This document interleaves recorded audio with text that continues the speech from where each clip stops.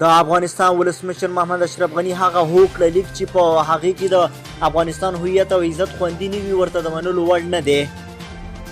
محمد اشرف غني تېره ورځ د دفاع وزارت څخه د لیدنې پر وخت عسکرو ته په خپلو خبرو کې وویل چې ستاسو د شپې او ورځې وطن ته په خدمت کولو سره زه ویاړم.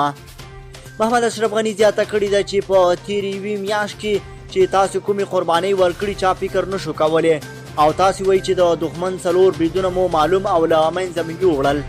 تاسو د جنگ د میدان ګټونکي یاست. ولسمشر دفاع وزارت کې افغان عسکرو ته همدا ډول وویل باوري واوسئ، هېڅکله هم ورته داسې هوکړه د منلو وړ نه ده چې د افغان سرتېرو قربانۍ ته پکې احترام نه وي شوی. همدا ډول د افغانستان هویت او عزت پکې خوندي نه وي. محمد اشرف غني همدا ډول وویل چې سوله شرایط لري او د سولې د خبرو لپاره شرایط نشته. د نظام څخه دفاع د هر افغان دنده ده. چاودنې او ځان وژنه په اسلام کې نشته.